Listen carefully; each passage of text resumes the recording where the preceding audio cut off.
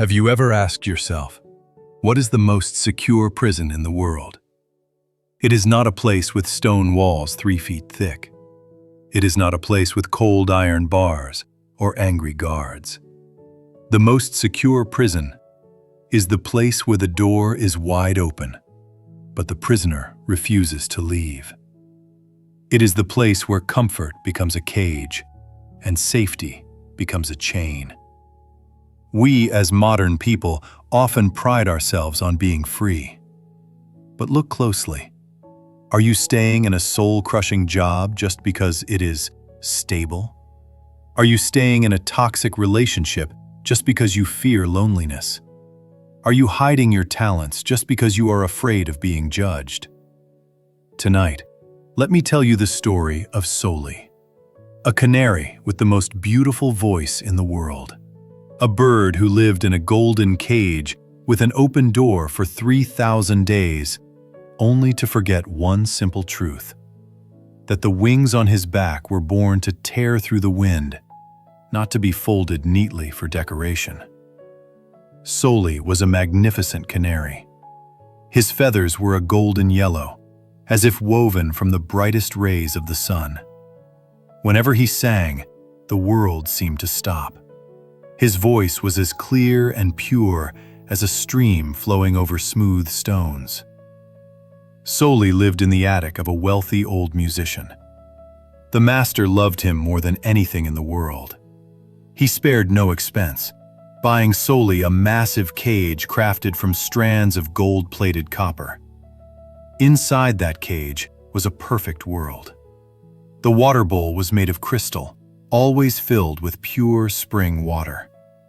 The food tray was always overflowing with premium millet mixed with sweet honey. Even his perch was wrapped in soft velvet so that his tiny feet would never know a callus.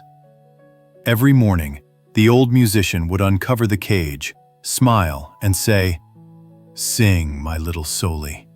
You are absolutely safe here. Out there are only hawks, storms, and hunger. Only in here are you king."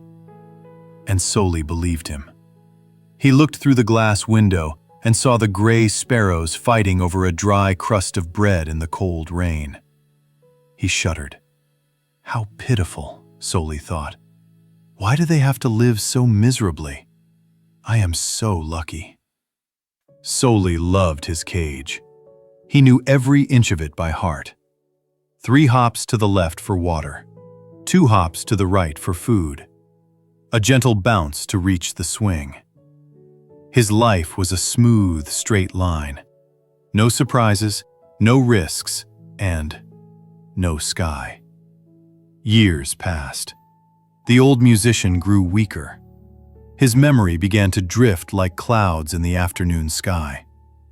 One autumn morning, after changing Soli's water, he forgot to latch the cage door. The gold-plated door swung open. A gap about the width of a hand appeared, large enough for 2 birds like Soli to fly through side by side. Soli was preening his feathers when he noticed it. He froze. His tiny heart beat against his ribs. Thump, thump. This was the first time in his life that the boundary between inside and outside had blurred. Soli hopped closer to the door. He poked his head out. A strange breeze blew into his face. It didn't feel like the steady air of the ceiling fan. It carried the scent of dry leaves, the smell of damp earth after rain, and the smell of freedom. Ancestral instinct rose in Soli's blood. A primal call screamed from the depths of his soul. Fly, fly, Soli. That sky belongs to you.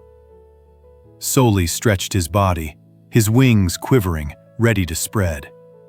But in that very moment, another voice, the voice of habit, spoke coldly in his ear. Where do you think you're going? You have never flown more than 2 meters. It's freezing out there. You will starve. You will be eaten by cats. Look, the tray of honey millet is waiting for you. Soli looked down at the overflowing food tray. Then he looked out at the vast emptiness beyond the window. Fear choked him. The wings that were about to open suddenly drooped, heavy as lead. Soli pulled his head back. He hopped backward into the safest corner of the cage. He told himself, "What does it matter if the door is open or closed? I don't need to go out. It is best right here." And so, Soli lived in an open cage, day after day. The door remained open, but the prison in Soli's mind was locked tight. One afternoon, while Soli was dozing on his velvet perch, a strange sound woke him. Flutter, flutter. A brown sparrow landed right on top of Soli's cage. He looked pathetic. His wing feathers were tattered, one leg had a scar, and his beak was caked with mud. The sparrow looked down at Soli with a mix of curiosity and pity. "Hey there, golden boy," the sparrow asked. "The door is open. Why don't you come out and play?" Soli puffed out his chest, trying to look proud. "I don't like it out there. It's dirty and dangerous. I have everything here. I have clean water, delicious food, and a roof over my head. Why should I go out?" The sparrow tilted his head and smirked. "You have everything? Do you have the wind rushing through your feathers? Do you know the feeling of your heart racing when you dive from a treetop? Do you know the taste of morning dew on a blade of grass?" "Those things are meaningless," Soli snapped. "Safety is what matters most." The sparrow shook his head, his eyes turning serious. "My friend, you are not living. You are just existing. You have wings, but you have forgotten what they are for. A bird that does not fly is just a piece of meat with feathers." With that, the sparrow launched himself into the air and flew out the window, leaving Soli with a rising tide of anger and shame. Soli looked back at his wings. They were still beautiful, still sleek, but they were weak. The muscles had atrophied from disuse. He tried to flap them. He only created a slight breeze. He couldn't fly. The sparrow's words felt like a needle pricking Soli's pride. That night, tragedy struck. The old musician fell gravely ill and was rushed to the hospital. The house became empty and cold. No one remembered to close the window, and a dark shadow slipped inside. It was a massive feral cat with fur as black as midnight and eyes like burning coals. It had been stalking this house for a long time, but never had a chance until now. Soli was sleeping when he heard the scratching sound of claws on the wooden floor. He opened his eyes and was horrified to see two yellow eyes staring straight at him. The cat had climbed onto the table where the birdcage sat. Soli panicked. He flew wildly inside the cage, smashing his head against the bars. Thud, thud. The cat moved closer. It saw the cage was unlocked. It reached a clawed paw into the door and swiped hard. The cage wobbled and then crashed to the floor. Crash! The impact threw the door wide open. Soli was flung out, tumbling onto the cold wooden floor. He was dizzy. His safe world had collapsed. No more bars to protect him, no more distance. It was just him and the predator. The cat crouched low, ready for the killing pounce. Soli tried to run, but his legs, used to gripping velvet, slipped on the polished floor. He stumbled. "Fly! Fly!" Instinct screamed. Soli spread his wings and flapped frantically. But his body was too heavy from too much honey and fatty seeds. His wings were too weak.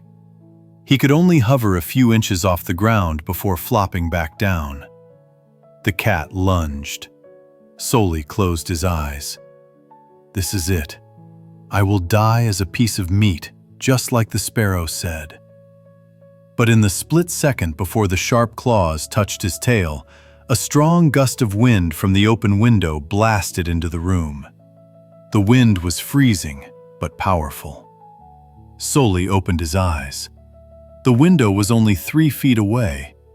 It was the only escape. He had no other choice. The fear of death was now greater than the fear of flying. Soli poured every ounce of strength he had left into his legs. He hopped up onto the windowsill. The cat missed, skidding after him. Soli looked out. Below was the black void of the night. The room was on the 3rd floor. If he fell, he would be crushed. But behind him were the jaws of death. Soli closed his eyes and jumped. The first sensation was free fall. Gravity pulled Soli down. He dropped like a stone. The wind roared in his ears. His heart stopped. "Flap! You fool! You are a bird!" Soli spread his wings as wide as they could go, purely by reflex. And then, a miracle of nature happened. Air rushed under his feathers. The aerodynamic structure of his wings, something that had been sleeping for 3,000 days, suddenly woke up. Soli felt a lift. He was no longer falling straight down. He began to glide.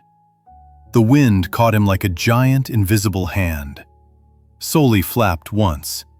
Pain. His chest muscles screamed. He flapped a second time. It hurt less. The third time, his body shot upward.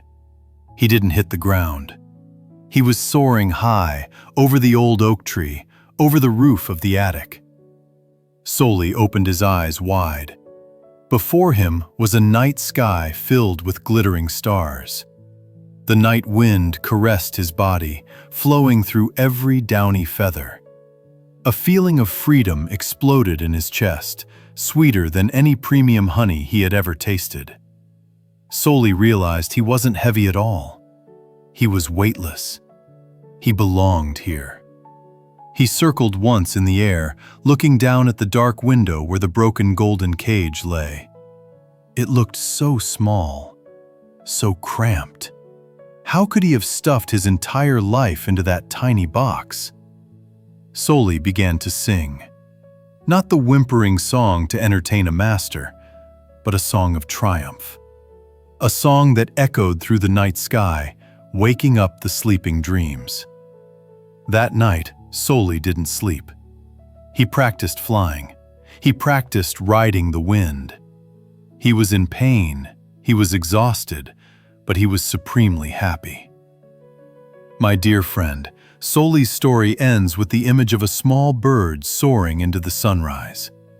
But your story might still be stuck in the chapter of the open door. Look at your life. What is your golden cage? Is it the stable monthly salary that keeps you from starting your own business? Is it the overprotection of your family that keeps you from stepping out into the world? Or is it the empty praise that keeps you from challenging yourself to reach new heights? We often think we cannot fly. We think we are too old, too weak, too inexperienced, or that it is too late to start. But the truth is, the wings are still on your back. Talent, wisdom, and the instinct for survival still flow in your veins. They are just sleeping because you have fed them too much safety. Do not wait for a cat, a life crisis, a failure, or a tragedy to appear and chase you out of your comfort zone. Do not wait until you are falling into the abyss to remember that you know how to fly. The cage door is already open. The sky out there may have storms, but that is where you belong. The wind is blowing, and your wings are waiting for your command. Flap your wings, just once, and you will see the sky is not as scary as you think. Thank you for listening. Wishing you a peaceful night and enough courage to step out of your own cage.